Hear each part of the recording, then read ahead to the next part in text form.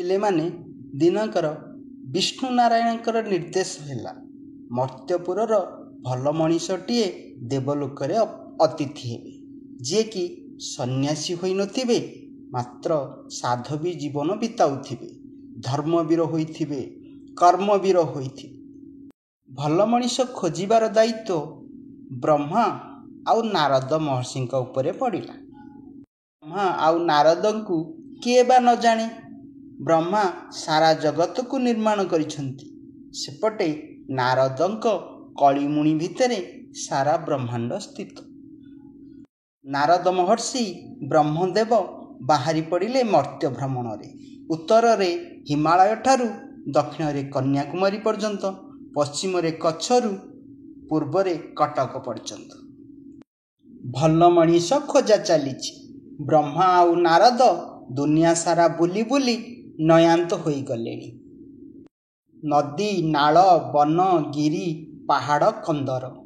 ନାରଦ ମହର୍ଷି କହିଲେ, ଏତିକି ତ ବାନର ସେନା ସୀତା ଖୋଜରେ ଲଗେଇ ନଥିବେ। ଭଲ କାମଟିଏ ଆମକୁ ଧରେଇ ଦେଇଛନ୍ତି ବିଷ୍ଣୁ ନାରାୟଣ।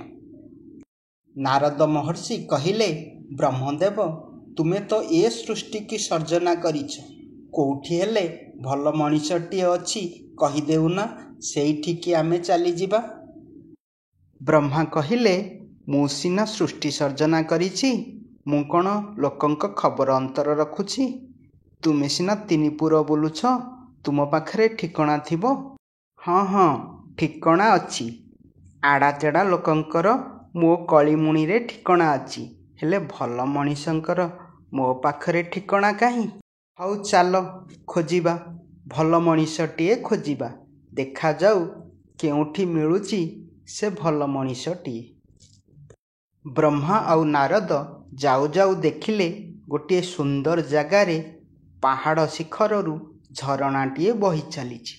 ତାରି ତଟଦେଶରେ ଗୋଟିଏ ଛୋଟିଆ ଗାଁଟିଏ, ଭବ୍ୟ ସୁନ୍ଦର ଗାଁଟିଏ। ସବୁ ଘରର ଅଟ୍ଟାଳିକା ଗୁଡ଼ିକ ସମାନ। ସ୍ୱର୍ଣ୍ଣମୟ ଲଙ୍କାପୁର ତା ପାଖରେ ବି ହାର ମାନିଯିବ। ସତେଅବା ସ୍ୱର୍ଗର ବିନ୍ଧାଣୀ ବିଶ୍ୱକର୍ମା ଆସି ସେ ଗାଁକୁ ନିର୍ମାଣ କରିଛନ୍ତି। ପରନ୍ତୁ ଏ କି ଆଶ୍ଚର୍ଯ୍ୟ, ଗାଁର ମଝିରେ ଗୋଟିଏ ଛୋଟିଆ ଝୁମ୍ପୁଡ଼ି ଚାଳ ଘରଟିଏ। ଏହା ଦେଖିବାକୁ ଯେମିତି ଅଜବ ଲାଗୁଛି, ମାତ୍ର ଗାଁର ଏଇ ଅଟ୍ଟାଳିକା ବିଳାସ ମଝିରେ ଝୁମ୍ପୁଡ଼ି ଚାଳ ଘର ଭିତରୁ ଯେମିତି ଗୋଟିଏ ଦିବ୍ୟ ଜ୍ୟୋତି ଝଲସି ଆସୁଛି। ବ୍ରହ୍ମା ନାରଦଙ୍କୁ ଟିପ ମାରିଲେ, କହିଲେ, ଚାଲ ଏଇ ଗାଁରେ ପାଦ ଥାପିବା। ଏଇଠି ଆମର ମନସ୍କାମ ପୂର୍ଣ୍ଣ ହୋଇପାରେ। ଖୋଜୁଥିବା ଭଲ ମଣିଷଟିଏ ବୋଧହୁଏ ଏଇ ଗାଁରୁ ମିଳିପାରିବ। ଭଲ ମଣିଷ ନାଁଟି ତାର ଜଟିଆ। ନାଁ ଯେମିତି, କାମ ବି ସେମିତି। ବୃତ୍ତିରେ ଚାଷୀ। ନିତିଦିନ ମନ ଜାଣି ମା ତାର ସକାଳୁ ପଖାଳ ବାଢ଼ି ଦିଏ। ଜଟିଆ ପ୍ରତିଦିନ ସକାଳ ପହରୁ ପଖାଳ ଖାଇ ହଳ ନେଇ ବାହାରି ପଡ଼େ।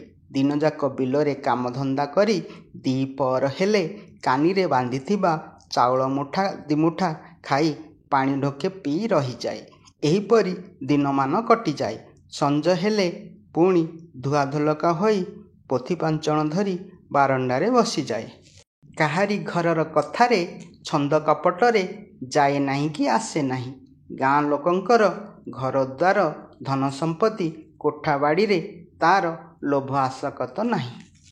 ଜଟିଆର ସମ୍ପତ୍ତି କହିଲେ ଘରେ ହଳେ ବଳଦ ଆଉ ଭଗବତ ଟୁଙ୍ଗିରେ ଦିଖଣ୍ଡ ପୋଥି ପାଞ୍ଚଣ। ବ୍ରହ୍ମା ନାରଦଙ୍କୁ କହିଲେ, ନାରଦ ମହର୍ଷି, ଏଇ ଗାଁରେ ତୁମର କଳିମୁଣିଟି ଝାଡ଼ି ଦିଅ। ଗାଁ ଲୋକେ ଜଟିଆକୁ ମାଡ଼ ଗାଳି କରି ଗାଁରୁ ବିଦା କରି ଦିଅନ୍ତୁ। ନାରଦ ତ କଳିର ଓସ୍ତାଦ, ଝାଡ଼ିଦେଲେ କଳିମୁଣି। ଲାଗିଗଲା ଝଟାପଟା। ଗାଁ ଲୋକ ଆସି ଜଟିଆ ଦୁଆରେ ଠେଙ୍ଗା କଚିଲେ। ଲୋକେ କହିଲେ, ହଇରେ ଜଟିଆ, ତୁଅରି ଯୋଗୁ ଆମ ଗାଁର ନାକ କଟୁଛି। ଲୋକେ ଆମକୁ ବାର କଥା କହୁଛନ୍ତି। ଆମ ମୁହଁରେ ଲୋକେ ଚୂନକାଳି ବୋଳୁଛନ୍ତି। କେତେଥର ତୋତେ କହିଲୁଣୁ, ଗାଁ ଲୋକେ ଚାନ୍ଦା କରୁଛୁ, ତୋ ଘର ତୁ ଛାତ ପକେଇ ଦେ, ଆମ ଗାଁର ମାନ ସମ୍ମାନ ବଞ୍ଚିଯାଉ।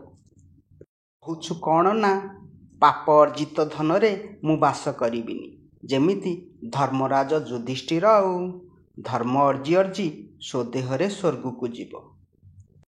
ତୋର ସବୁଦିନକୁ ଆମର ଦିନେ, ଆଜି ତ ଛପର ଉଡ଼େଇ ଦଉଛୁ। ତୋର ନା ଏ ଚାଳ ରହିବ ନା ତୋ ଚୁଲି ଜଳିବ। ଏମିତି ଗାଁ ଲୋକ ହାଅ ହଲ୍ଲା କରି ଜଟିଆ ଘରର ଚାଳ ଓଲାରି ଦେଲେ। ଜିନିଷପତ୍ର ସବୁ ଭାଙ୍ଗି ରୁଜି ଚୁରମାର କରିଦେଲେ। ଦେଖିବାକୁ ଖାଲି ଠିଆ ହୋଇଥିଲା ଜଟିଆ ଘରର ବାଉଁଶ ଚାରିଖଣ୍ଡ।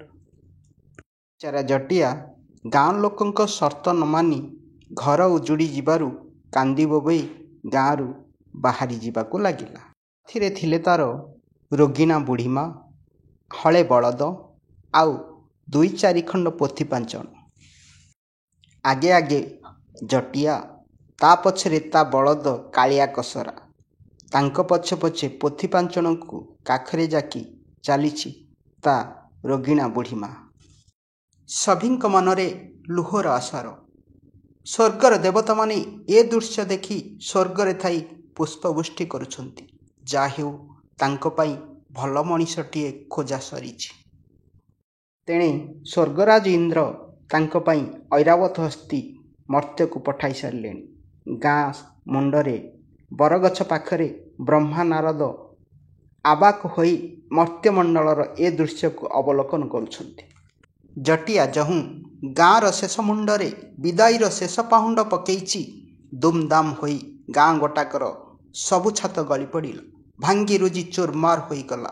କେବଳ ମାତ୍ର ହୁରୁଡ଼ା ପଡ଼ି ଠିଆ ହୋଇଥିଲା ଜଟିଆର ବାଉଁଶ ଚାରିଖଣ୍ଡ। ଆଉ ଏ ମିଛମାୟା ସଂସାରରେ ମାଟିର କଣ୍ଢେଇ ମାଟିରେ ମିଶି ଧୂଳିସାତ ହୋଇଯାଇଛି। ପିଲେମାନେ, ଏ ଦୁନିଆରେ ଭଲ କେବେ ଖରାପ ପାଇଁ ଈର୍ଷିତ ହୋଇନି, ବରଂ ଭଲ ପାଇଁ ଖରାପ ଏ ଦୁନିଆରେ ଠିକି ରହିଅଛି। ଗପଟି ଭଲ ଲାଗିଲେ ଲାଇକ୍ କରନ୍ତୁ, ସାଙ୍ଗମାନଙ୍କୁ ସେୟାର କରନ୍ତୁ ଏବଂ ଆମ ଚ୍ୟାନେଲକୁ ସବସ୍କ୍ରାଇବ୍ କରନ୍ତୁ। ଜୟ ଜଗନ୍ନାଥ।